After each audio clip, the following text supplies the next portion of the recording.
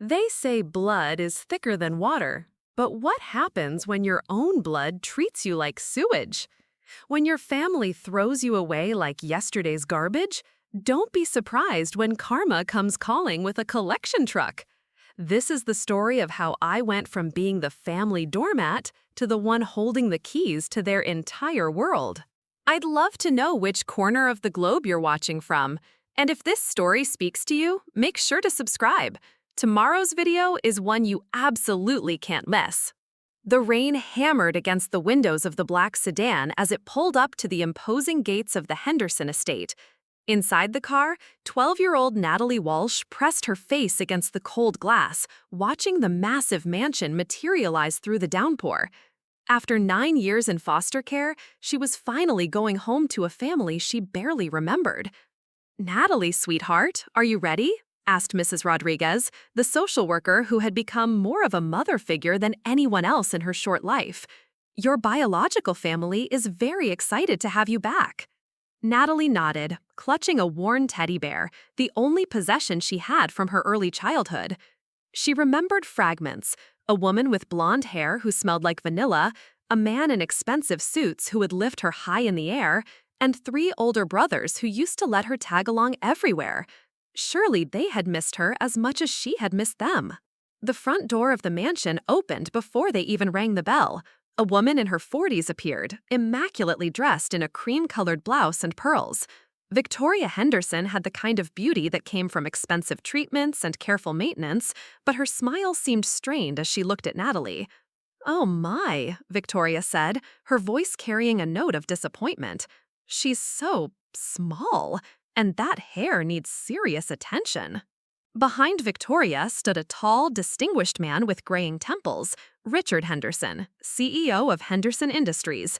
His expression was unreadable as he studied Natalie like she was a business proposition he wasn't sure about. "Victoria, she's been through a lot," Mrs. Rodriguez said diplomatically. "Children often need time to adjust." Of course," Richard interrupted, though his eyes never left his phone screen. "We're prepared for that, aren't we, honey?"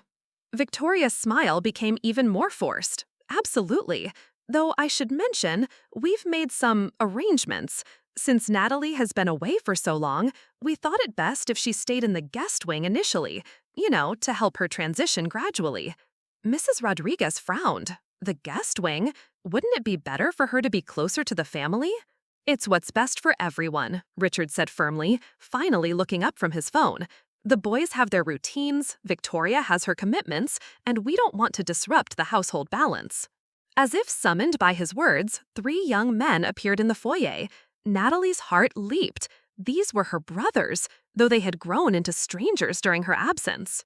Marcus, the eldest at 22, was tall and broad-shouldered with dark hair and sharp features.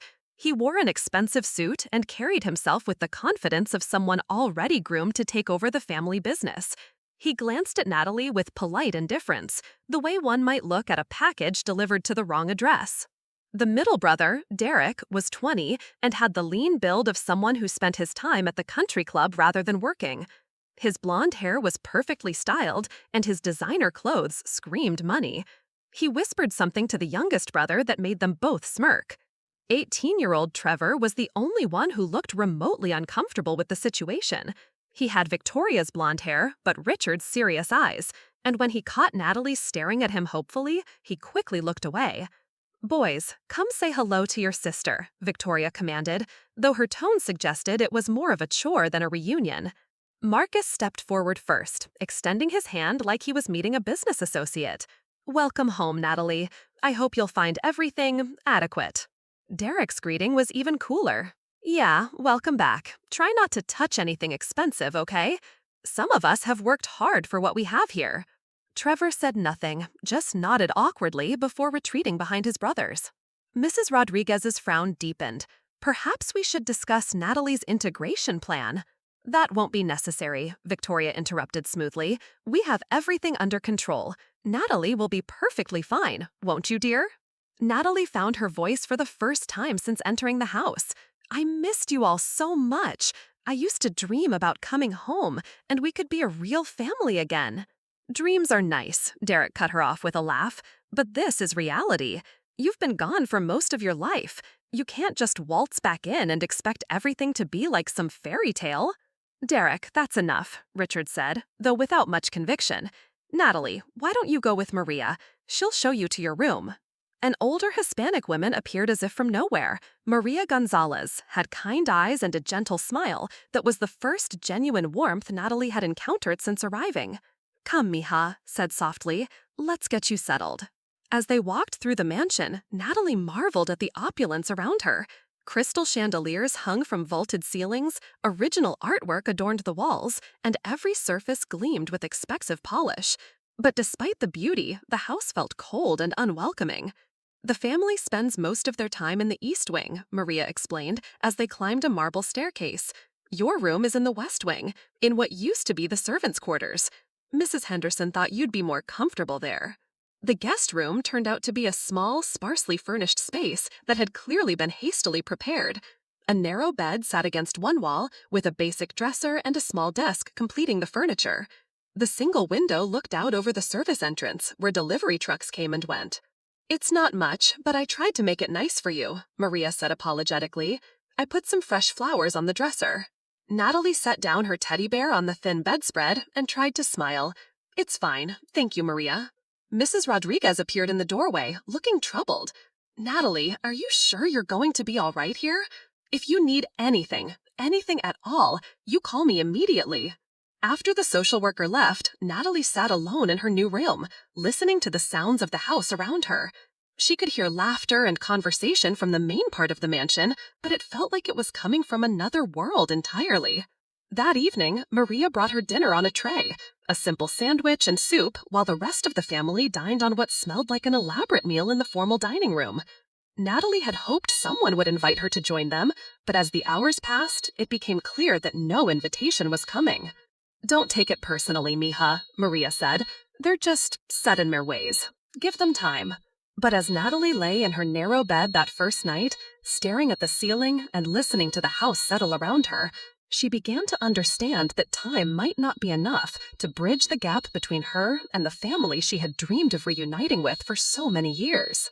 A lot of love and effort went into bringing this story to life. If you're enjoying it, we'd be so grateful if you'd subscribe to our channel. Now, back to where we left off. The next morning brought her first real taste of what her new life would be like. She woke early, hoping to catch her family at breakfast and maybe start fresh. She found her way to the kitchen, where Mariah was preparing an elaborate meal. "Good morning, sweetheart," Mariah said warmly. "Did you sleep well?" Before Natalie could answer, Victoria swept into the kitchen wearing a silk robe and an expression of annoyance. "Maria, where is my coffee? And why is she here?" Victoria asked, gesturing at Natalie like she was an unwelcome insect. "I was just saying good morning," Natalie said quietly. "Well, good morning," replied curtly. "Now, there are some rules we need to establish. The family takes their meals in the dining room. You'll eat in the kitchen with Mariah or in your room. We have a very specific routine, and it's important that it not be disrupted." "But I'm family too," Natalie protested softly. Victoria's laugh was sharp and cold. "Oh, sweetheart, you may share our DNA, but you haven't lived here for 9 years. You don't understand how things work.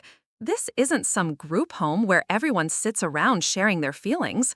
This is a business household with standards to maintain."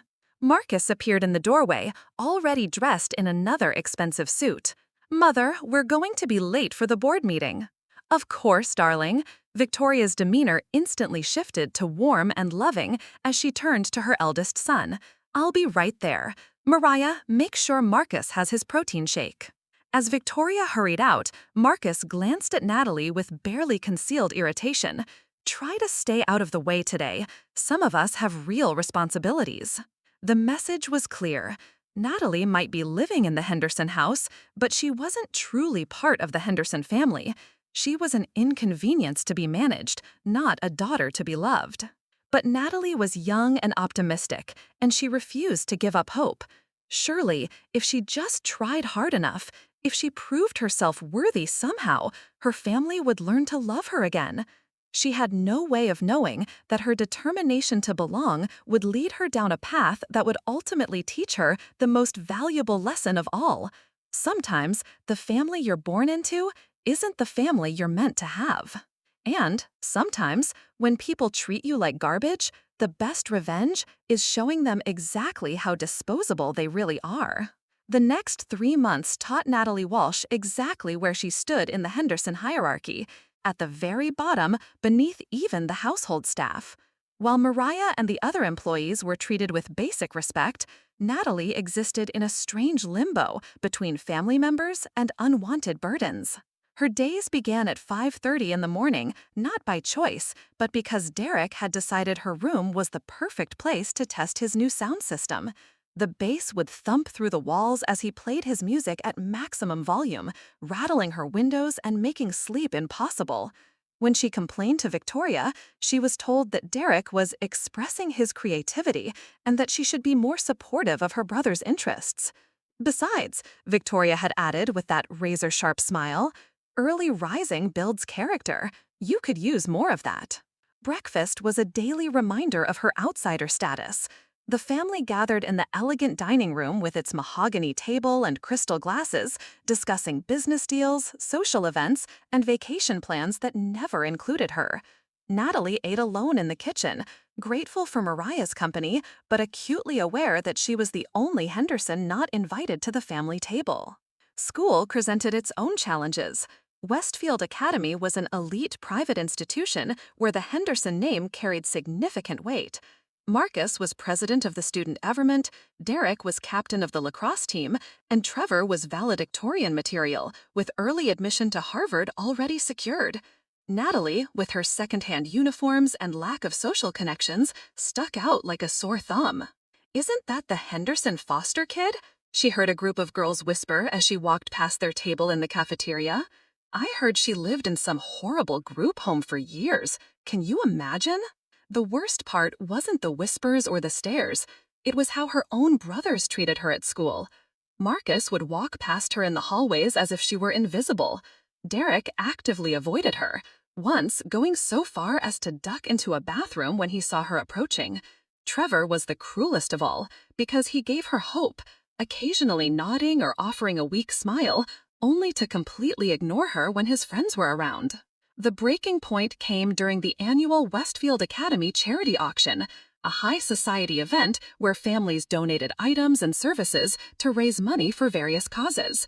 Victoria had volunteered to organize the entire affair, seeing it as an opportunity to showcase the Henderson family's generosity and social standing.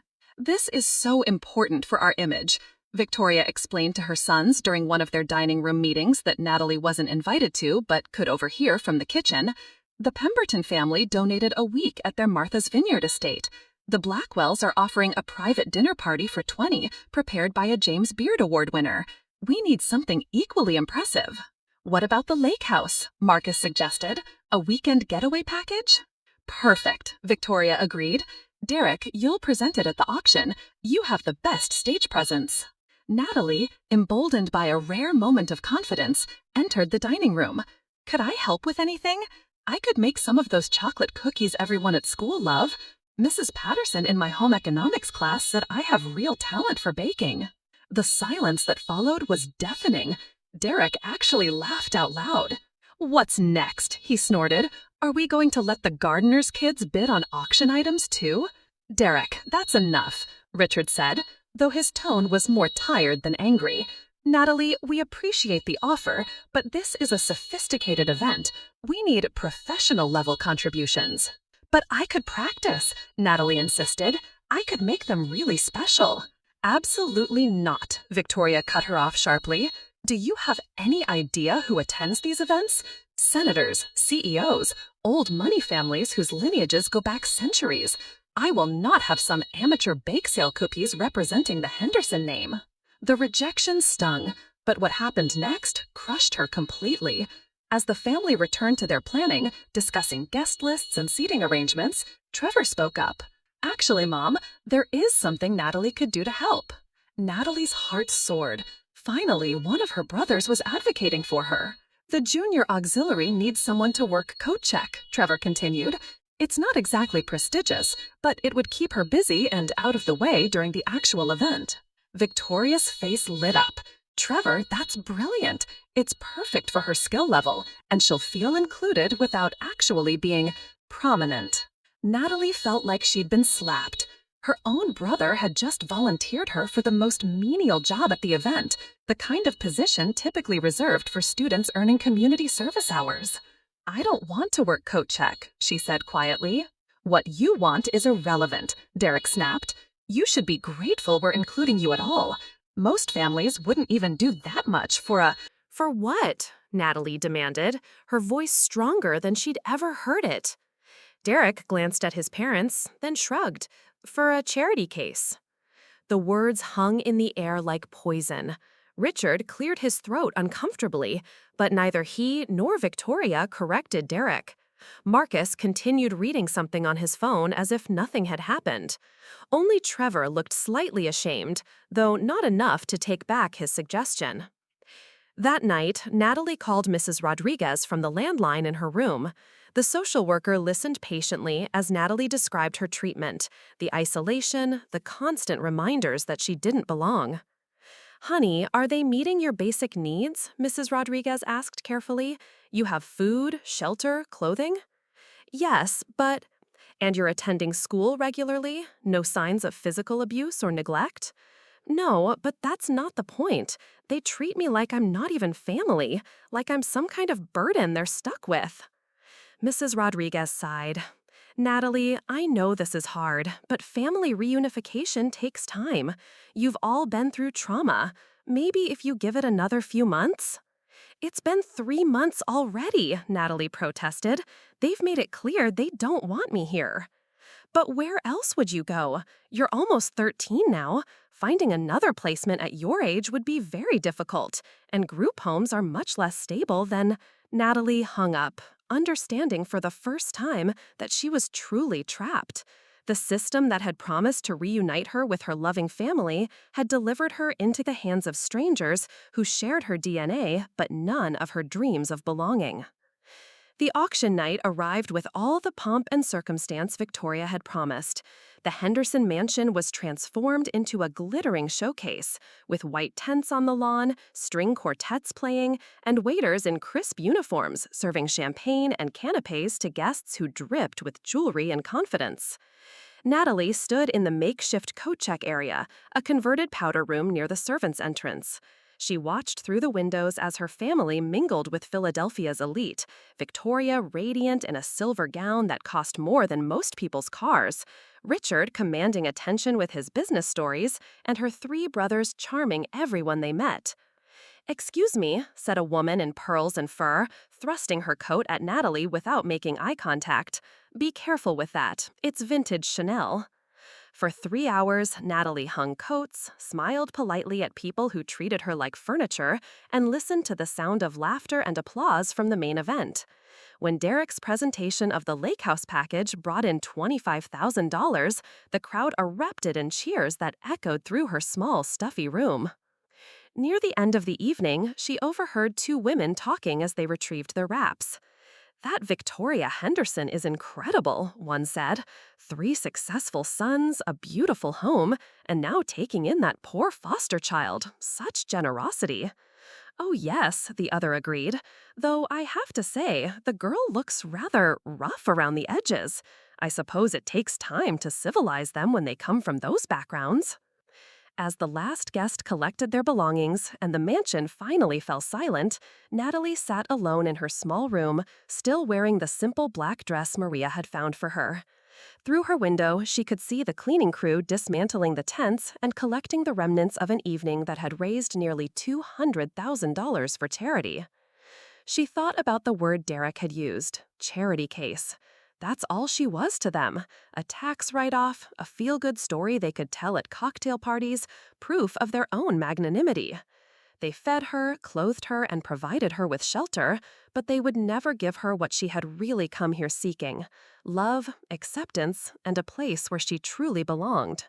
But as Natalie sat in the darkness, watching the last traces of the elegant evening disappear, something hard and cold began to crystallize in her chest.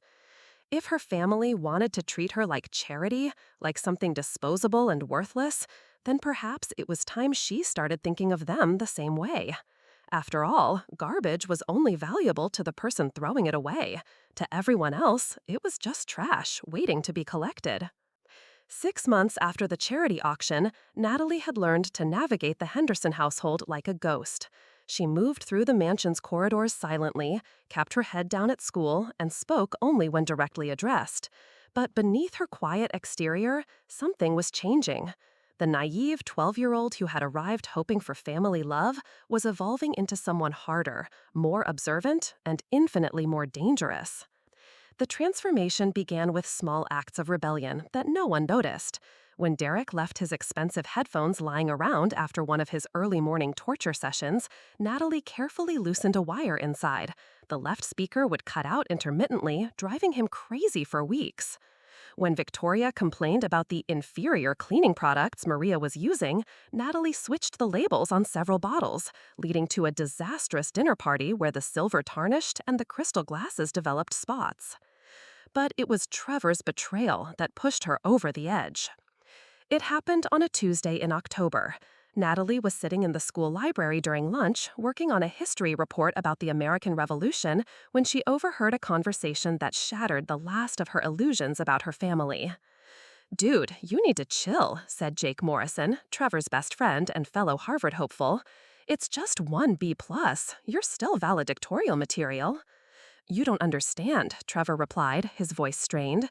"My parents expect perfection. One slip could cost me early admission, and then what? I'd be stuck at some state school like a loser."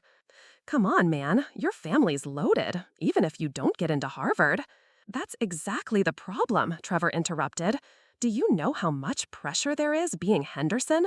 Marcus is already being groomed to take over the company. Derek's the golden boy athlete who can do no wrong. I'm supposed to be the academic star, the one who brings prestige to the family name through intellectual achievement." "What about your sister?" Jake asked. "Doesn't that take some pressure off?" Trevor's laugh was bitter and cruel. "Natalie, she's not really family. She's more like a pet project. Mom and Dad took her in to look good for their social circle, you know? Look how charitable the Hendersons are, taking in a troubled foster kid. But she's not actually expected to achieve anything. If anything, having her around makes the rest of us look better by comparison." "That's cold, man." "It's practical," Trevor replied. "She serves her purpose. When I'm at Harvard and Marcus is running the company and Derek's playing professional lacrosse, she'll still be here, probably working as Nom's personal assistant or something. It's actually perfect. We get the credit for being good people with any real sacrifice." Natalie sat frozen behind the tall bookshelf, her history report forgotten. The cruelest part wasn't just what Trevor had said, it was how casually he had said it, like she was a piece of furniture whose only value was making him look good. That night, she made a decision that would change everything. The Henderson family had a tradition of Sunday dinners, elaborate affairs where they discussed business, politics, and their various social obligations. For the first time since arriving, Natalie decided to crash the party. She waited until they were all seated, Richard at the head of the table, Victoria to his right, Marcus reviewing some business documents while eating, Derek scrolling through his phone, and Trevor highlighting passages in a college prep book. Then she walked into the dining room and sat down in the empty chair that had been gathering dust for months. "What are you doing?" Derek asked, looking up from his phone with annoyance. "Having dinner with my family," Natalie replied calmly, reaching for a dinner roll. Victoria's eyes narrowed. "Natalie, you know the rules. Family dinners are for family business discussions. It's not appropriate." "What's not appropriate," Natalie interrupted, "is having a family member who's been living here for 9 months and never been invited to a single family meal." The silence that followed was electric. Richard slowly set down his fork, Marcus looked up from his documents, and Trevor's highlighter froze in mid-stroke. "Young lady," Richard began in his CEO voice, "you're out of line." "Am I?" Natalie asked, her voice steady despite her racing heart. "Because I've been thinking about what family means lately. See, I've been doing some research on the Henderson family history." Victoria's face went pale. What kind of research? The interesting kind, Natalie replied, pulling out a manila folder she'd been hiding under her sweater. Did you know that the Henderson Family Foundation has received over $3 million in tax breaks over the past 10 years for charitable contributions, including a very generous ongoing deduction for foster care and family reunification services? Marcus suddenly looked very interested. Where did you get that information? Public records, Natalie said simply. Amazing what you can find when you know where to look. See, I was curious about why you all seemed so reluctant to actually treat me like family, despite getting paid to do exactly that. Richard's face had turned red. Those tax benefits are legitimate. Oh, I'm sure they are, Natalie agreed, especially the part where you claimed $15,000 last year for my special educational needs and therapeutic counseling. The funny thing is, I've never received any therapy, and my education consists of hand-me-down textbooks and sitting alone in the kitchen. You little bitch, Derek snarled, standing up so fast his chair fell over. How dare you come in here and— Derek, sit down, Richard commanded, but his voice lacked its usual authority.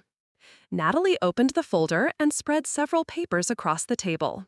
Here's my personal favorite, a grant application Victoria filed with the state, requesting additional funding for my care.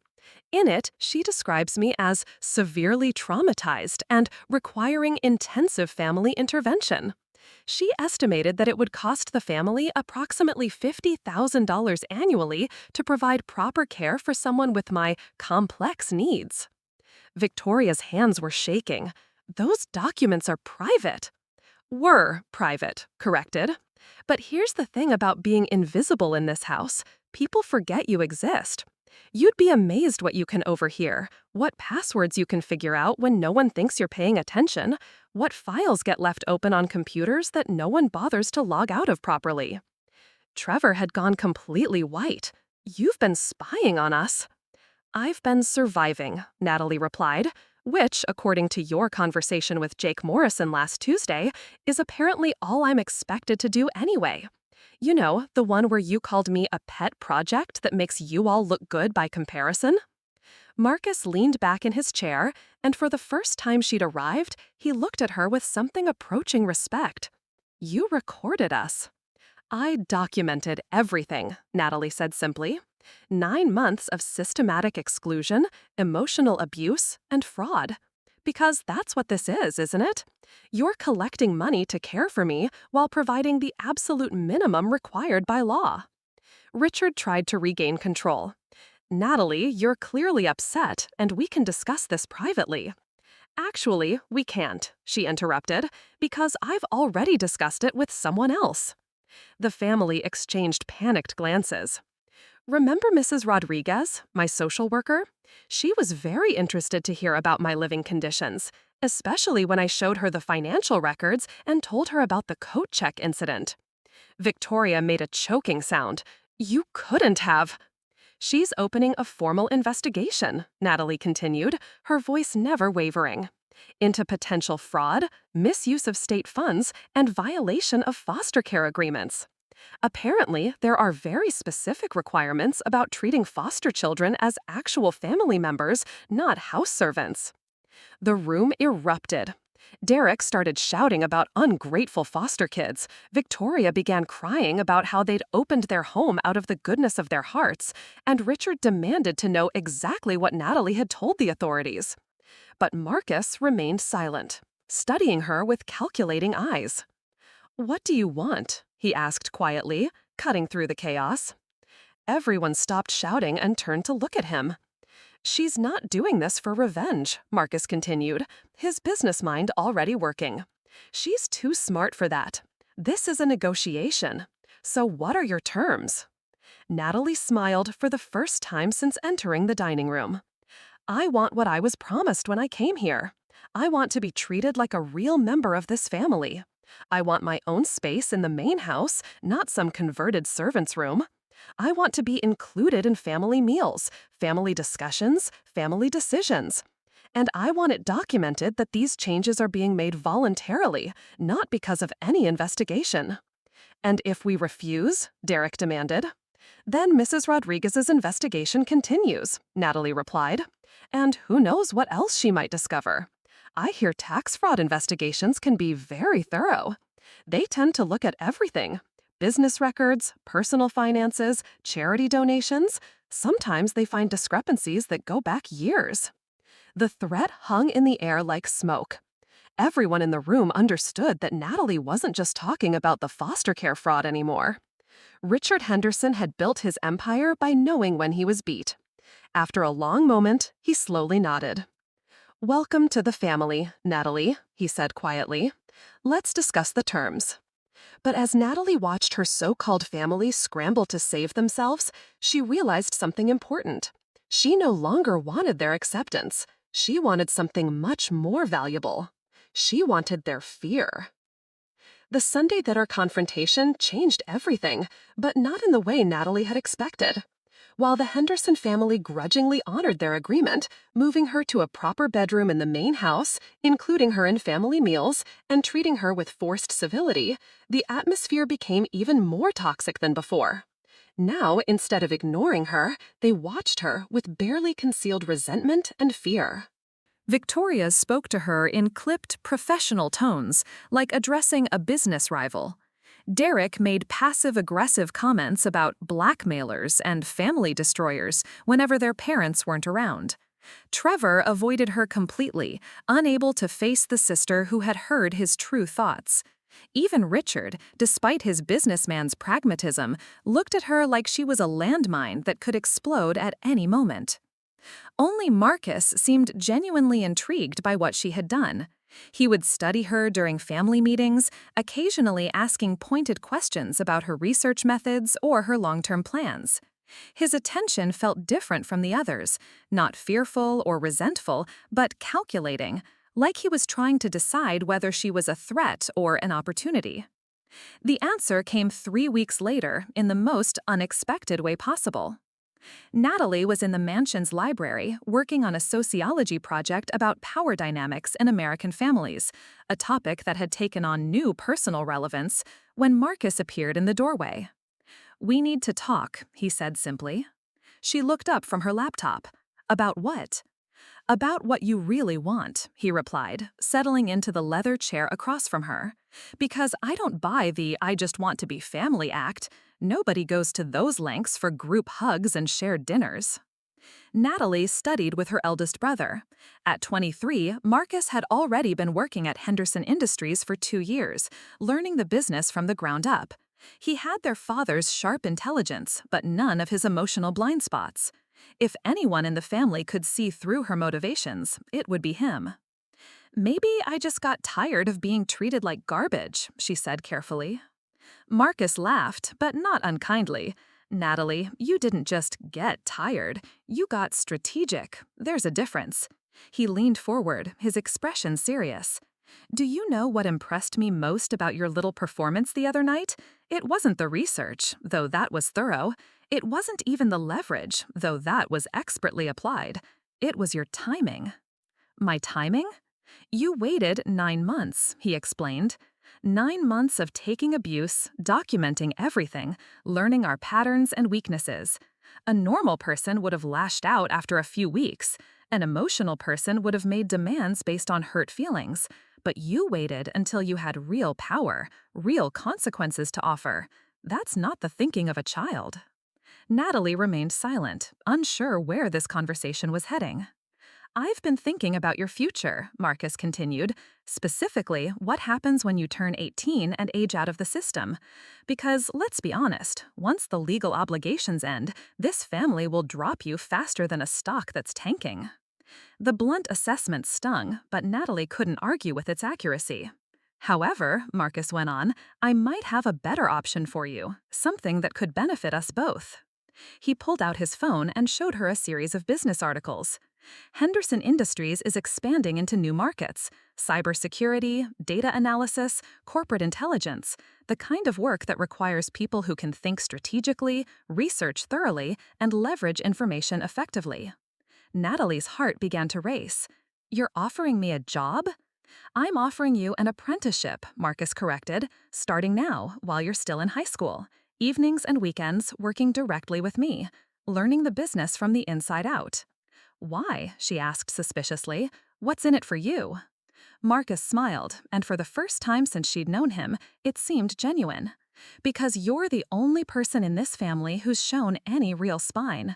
Derek's all bluster, Trevor's all anxiety, and our parents are so worried about appearances they can't see past their own noses.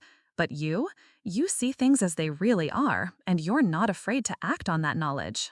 He stood up, adjusting his suit jacket. Think about it.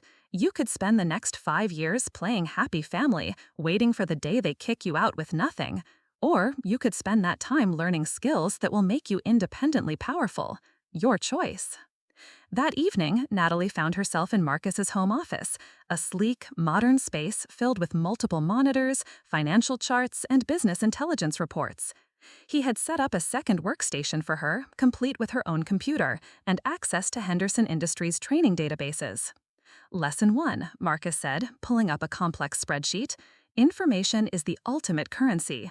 Money can be lost, relationships can be broken, but knowledge, properly applied, is permanent power.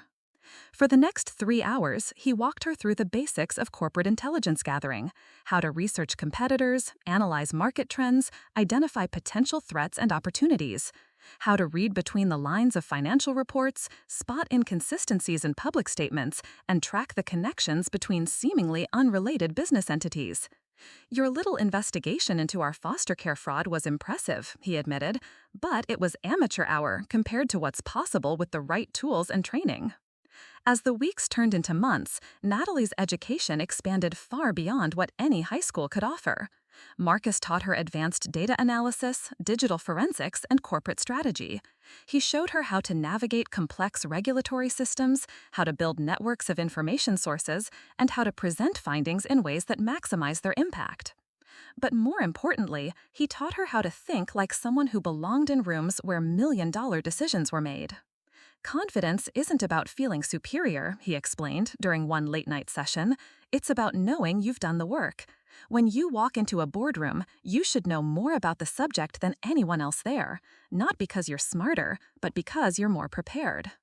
The transformation was remarkable. At school, Natalie's grades skyrocketed as she applied her new analytical skills to every subject. Teachers began recommending her for advanced placement courses and academic competitions. Her guidance counselor started talking about early admission to top universities. At home, the family dynamic shifted again. Derek and Trevor still resented her presence, but their hostility was now tempered with wariness. Victoria maintained her cold professionalism, but Natalie caught her watching sometimes with an expression that might have been grudging respect. Richard began including her in some business discussions, testing her insights on industry trends and market analysis. But the most significant change was in how Natalie saw herself. The frightened 12-year-old who had arrived hoping for love and acceptance was gone, replaced by someone who understood that respect was far more valuable. 6 months into her apprenticeship, Marcus gave her first real assignment. There's a company trying to buy out one of our smaller subsidiaries, he explained, handing her a thick file. Meridian Tech Solutions. On paper, it looks like a straightforward acquisition offer, but something feels off about their finances. I want you to dig deeper. Natalie spent 2 weeks researching Meridian, following money trails, cross-referencing executive backgrounds, and analyzing their business model. What she discovered was a shell company connected to a larger conglomerate that was trying to steal Henderson Industries' proprietary software through a backdoor acquisition. When she presented her findings to Marcus and Richard in the main conference room, the reaction was electric. This is exceptional work, Richard said, studying her report. Marcus, your instincts were right. We would have walked straight into a trap. How did you uncover the shell company connection? Marcus asked, though his proud smile suggested he already knew the answer. Cross-referenced the board members' previous employment histories with SEC filings from the parent company, Natalie explained. 3 of Meridian's executives worked for Titan Industries until 18 months ago. Titan's been trying to crack our encryption technology for years. Richard leaned back in his chair, looking at Natalie with new eyes. What do you recommend we do? The question hung in the air.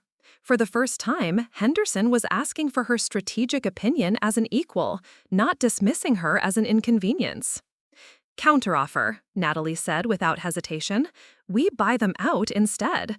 Their technology is actually quite good. They're just using it for corporate espionage. Legitimately integrated, it could complement our existing security protocols. Marcus grinned. And Titan Industries? We sue them for attempted theft of trade secrets and use the evidence I gathered to file complaints with the FTC about their business practices. Make the cost of targeting us higher than any potential benefit. Richard nodded slowly. Brilliant. Marcus, implement her recommendations. As they left the conference room, Marcus put a hand on her shoulder. Welcome to the big leagues, little sister. For the first time since arriving at the Henderson mansion, Natalie felt like she truly belonged somewhere.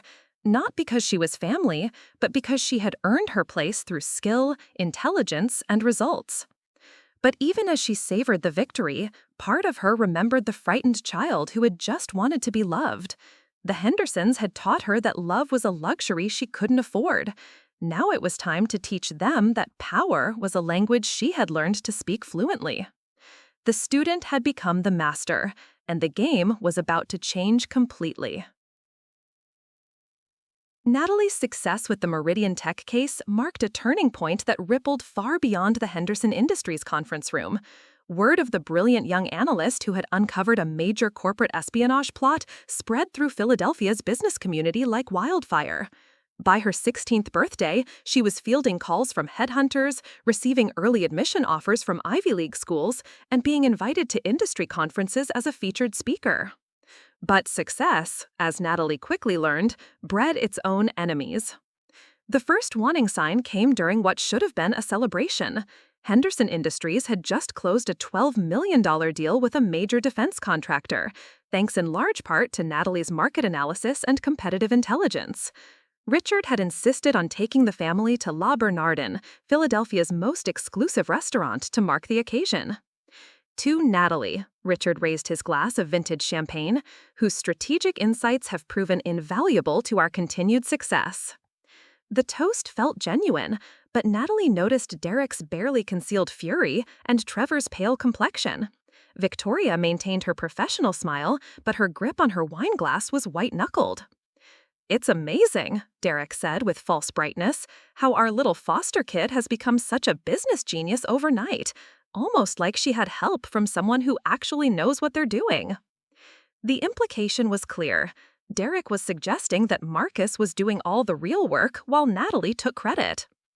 Actually, Marcus replied smoothly, Natalie's analysis on the Patterson Industries account surpassed anything our senior analysts produced. She identified market vulnerabilities that our team completely missed. How convenient, muttered, speaking for the first time all evening. The family charity case turns out to be a secret prodigy? What are the odds? Richard's expression darkened. Trevor, that's enough. Is it, Dad? Trevor's voice was rising, drawing stares from other diners. For 16 years, I've busted my ass to be the academic star of this family. Perfect grades, perfect test scores, Harvard early admission, and now some foster kid swoops in and suddenly she's the golden child? Trevor, Victoria hissed, but the damage was done. No, Mom, let me finish, Trevor continued, his composure completely shattered. Do you know what my Harvard interviewer asked me about? Not my research on constitutional law or my thesis on economic policy. He wanted to know about my remarkable sister and her groundbreaking work in corporate intelligence. I've been reduced to a footnote in my own academic career because of her. The restaurant had gone quiet around their table. Natalie felt every eye in the room watching their family drama unfold in real time. That's enough, Richard said firmly. We're leaving, now. The ride home was silent, except for the sound of Derek furiously texting and Trevor staring out the window with barely controlled rage. But Natalie's mind was racing. Trevor's outburst had revealed something crucial. Her success wasn't just changing her own life, it was threatening the carefully constructed hierarchy that had defined the Henderson family for years. She was no longer the unwanted foster kid they could ignore. She was competition. That realization proved prophetic when she arrived at school Monday morning to find her locker vandalized. Someone had spray painted fake genius across the metal surface and stuffed her lock mechanism with superglue. When she reported the incident to the administration, she was told that, while regrettable, such pranks were common and rarely solved. But Natalie's training with Marcus had taught her to think systematically. She checked the security camera footage. Conveniently, the cameras covering her hallway had mysteriously malfunctioned that weekend.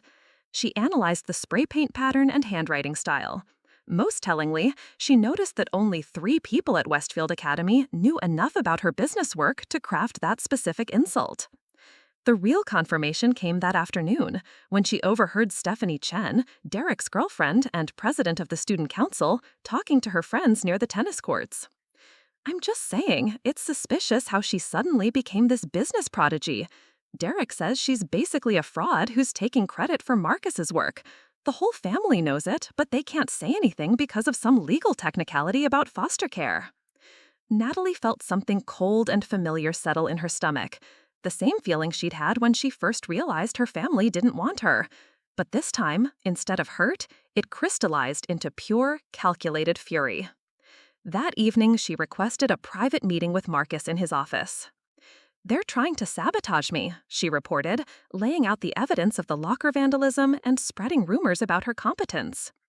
Marcus listened carefully, his expression growing darker with each detail. Derek and Trevor are feeling threatened.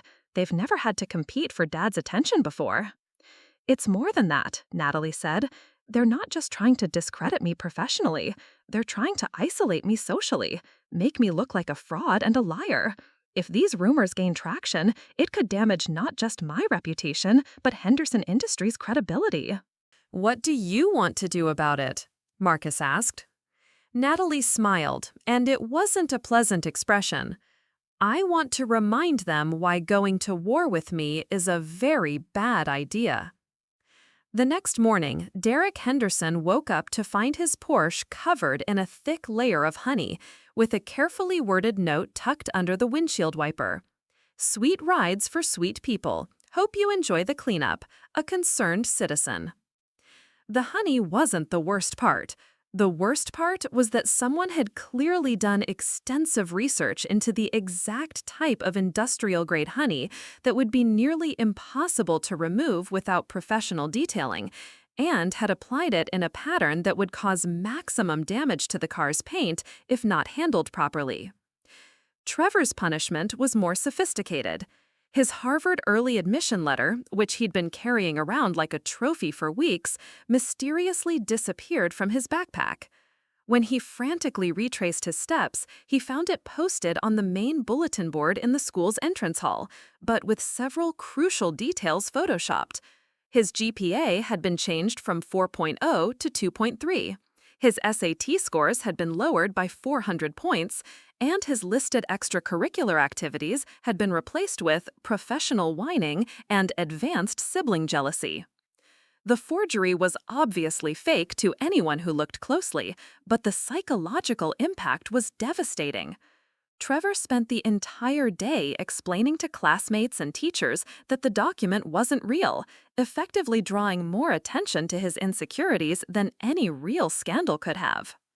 But Natalie's masterstroke was what she did to Stephanie Chen.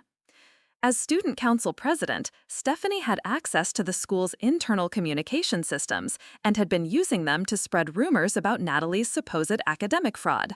So Natalie decided to give her something real to communicate about. Using skills Marcus had taught her about digital forensics, Natalie uncovered evidence that Stephanie had been embezzling money from the student council's fundraising accounts.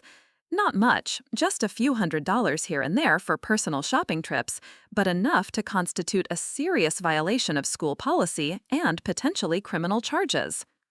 Rather than expose Stephanie immediately, Natalie scheduled a private meeting in the library. "We need to talk," she said simply, sliding a manila folder across the table. Stephanie opened it and went white. Inside were bank records, receipt comparisons, and a detailed analysis of her spending patterns cross-referenced with student council account withdrawals. "You can't prove anything," Stephanie whispered, but her voice was shaking. I already have, Natalie replied calmly. The question is, what happens next? You can continue spreading lies about me, and I'll forward this evidence to Principal Morrison, the district attorney, and your parents. Or you can publicly apologize for the misinformation you've been spreading and use your position to correct the record. This is blackmail, Stephanie protested. These are consequences, Natalie corrected. You started a war you weren't prepared to fight. Now you get to choose how it ends. By the end of the week, Stephanie had issued a formal apology to the student body for inadvertently spreading unsubstantiated rumors. Derek was driving a rental car while his Porsche underwent expensive restoration, and Trevor was seeing a therapist for what his parents diplomatically called academic anxiety. But the real message had been sent to the Henderson family itself. At the next Sunday dinner, the atmosphere was entirely different. Derek and Trevor barely spoke, shooting nervous glances at Natalie whenever they thought she wasn't looking. Victoria maintained her professional demeanor, but there was a new wariness in her eyes. Even Richard seemed more careful with his words, as if he was finally understanding that his foster daughter wasn't just intelligent, she was potentially dangerous. Only Marcus seemed pleased with the week's events.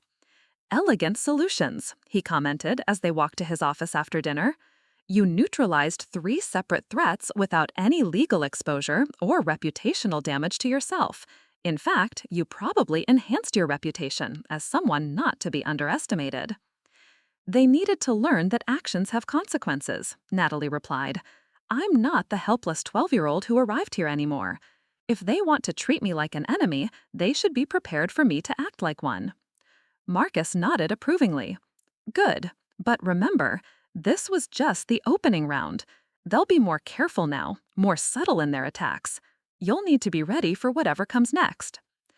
As Natalie settled into her workstation, reviewing intelligence reports and market analyses, she reflected on how much had changed since that first Sunday dinner confrontation. She had gained skills, confidence, and respect, but she had also learned something darker about power. Sometimes the only way to stop being treated like garbage was to show people what happened when they tried to throw you away. The Henderson family had taught her that love was conditional and acceptance was temporary. Now she was teaching them that power, properly wielded, was permanent, and she was just getting started. 3 years had passed since Natalie's war with Derek and Trevor, and the Henderson family had settled into an uneasy détente. Now 19 and a junior at Wharton School of Business through an accelerated program, Natalie split her time between advanced coursework and her expanding role at Henderson Industries. She had her own corner office, a 6-figure salary, and a reputation as one of the most promising young minds in corporate intelligence. But success, Natalie had learned, was just another form of camouflage. The call came on a Tuesday morning while she was reviewing quarterly reports in her university dorm room. Marcus's voice was tight with controlled panic. "We need to talk, immediately, and not over the phone." 2 hours later, Natalie sat across from Marcus in a private booth at an upscale cafe in downtown Philadelphia, watching her mentor struggle with information that had clearly shaken him to his core. "I discovered something about Dad's business practices," he began quietly. "Something that makes our little foster care fraud look like a parking ticket." He slid an encrypted tablet across the table. "For the past 15 years, Henderson Industries has been systematically overcharging government contracts, bribing city officials for zoning permits, and funneling money through shell companies to avoid taxes. We're talking about $60 million in fraud, racketeering, and conspiracy charges." Natalie scrolled through the documents, her expression growing more serious with each page. "How did you find this?" "I've been preparing to take over the company," Marcus explained. "Dad's been talking about retirement, transitioning leadership to me over the next 2 years. But when I started doing due diligence on our financial records, I found irregularities. The deeper I dug, the worse it got."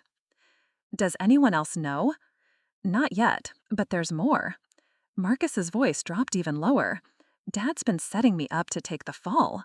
All the shell company paperwork has my signature on it, forged but good enough to fool investigators.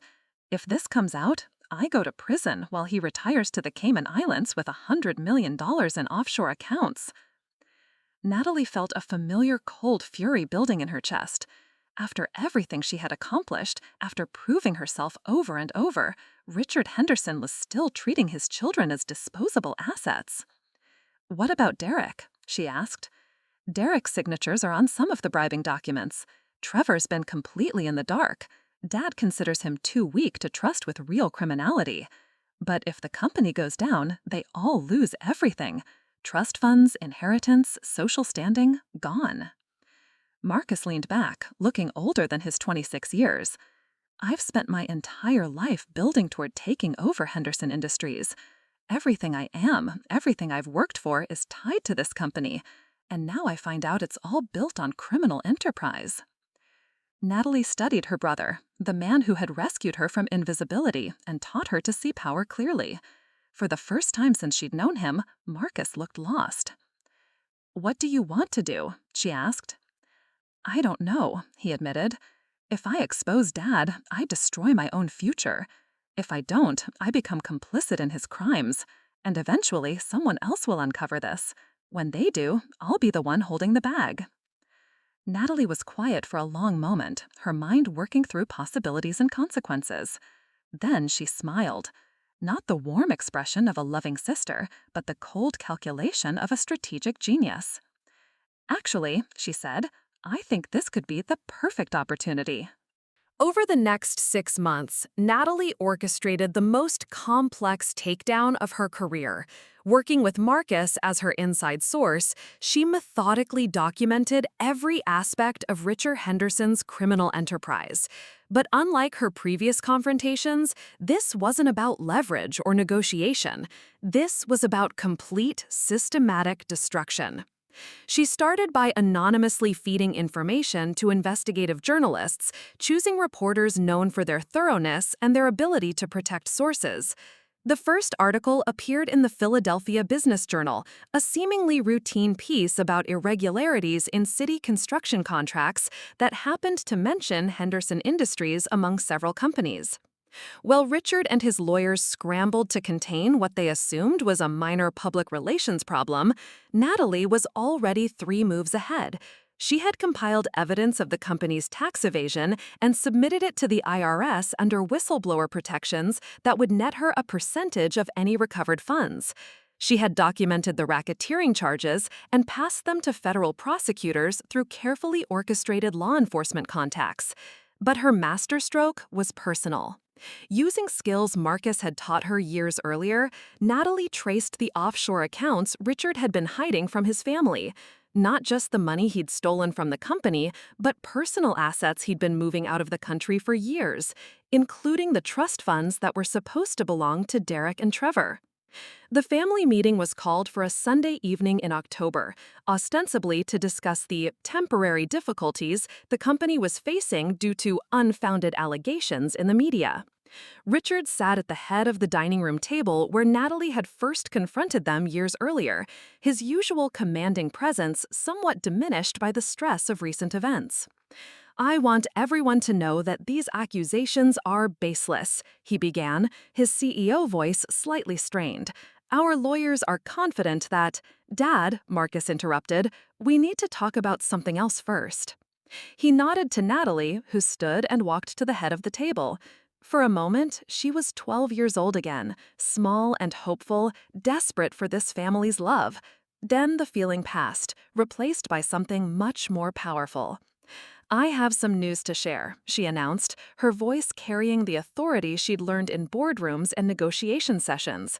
"As of tomorrow morning, the FBI will be executing search warrants on Henderson Industries, this house, and all associated properties." The silence was absolute. Victoria's wine glass slipped from her hand, shattering on the marble floor. Derek's face went white. Trevor made a choking sound. "How do you?" Richard began, then stopped as understanding dawned. You did this." "I documented your crimes and reported them to the appropriate authorities," Natalie confirmed. $60 million in fraud, Dad. 15 years of systematic theft from taxpayers and business partners. Did you really think no one would ever notice?" Richard surged to his feet, his composure finally cracking completely. "You ungrateful little bitch! After everything we've done for you?" Everything you've done for me? Natalie's laugh was sharp and cold. You mean the tax write-offs, fraudulent grant money, the years of psychological abuse disguised as charity? She pulled out a final folder, thick with documents and marked with federal agency logos. Richard Henderson, you're not just a criminal, you're a bad criminal. Your RICO violations alone carry a 20-year minimum sentence. The tax evasion adds another decade. And the best part? All those offshore accounts you thought were hidden? The Cayman Islands has a mutual legal assistance treaty with the United States. Every dollar you stole is being frozen and seized. Derek found his voice first. Our trust funds. We were never legally yours to begin with, Natalie replied. Your father funded them with stolen money. The government will be recovering those assets along with everything else. Trevor was hyperventilating. But Harvard, my law school applications, if Dad goes to prison, then you'll finally learn what it's like to earn something yourself, Natalie said without sympathy. Maybe working minimum wage jobs will teach you the value of treating people with basic human dignity. Victoria, who had remained silent through the entire exchange, finally spoke. What about Marcus? He's worked his whole life for this company. Marcus will be fine, Natalie assured her. He's the primary whistleblower who helped expose the fraud. The government is very interested in his cooperation, and his clean record makes him a valuable asset for prosecuting white-collar crime. She turned to face her mentor and the only family member who had ever truly seen her potential. I've already set up a new consulting firm, Walsh Strategic Intelligence. Walsh Strategic Intelligence. Marcus will be my partner, and we'll be working directly with federal agencies on corporate fraud cases. It's more rewarding than helping criminals hide their money. Marcus nodded slowly, a smile spreading across his face. Richard was shaking with rage. You can't do this to us. We're your family. No, Natalie replied, gathering her documents and preparing to leave. You're criminals who share my DNA. There's a difference. She paused at the dining room doorway, looking back at the people who had shaped her into exactly the person she needed to become. You taught me that family is conditional, that love has to be earned, and that power is the only thing that really matters. You treated me like garbage for years, convinced that I was disposable and worthless. But you forgot something important about garbage. Her smile was radiant and terrible. Eventually, it all gets collected. The next morning, as FBI agents led Richard Henderson away in handcuffs while news cameras captured every moment, Natalie Walsh stood in her new office overlooking downtown Philadelphia. The nameplate on her desk read CEO, Walsh Strategic Intelligence, and her phone was already ringing with calls from Fortune 500 companies seeking her expertise.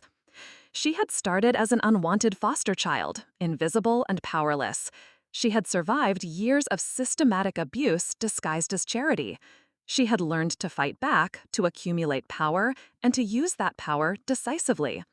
Most importantly, she had learned that the best revenge wasn't just getting even. It was winning so completely that your enemies could never threaten you again. In the end, the Henderson family had been right about one thing.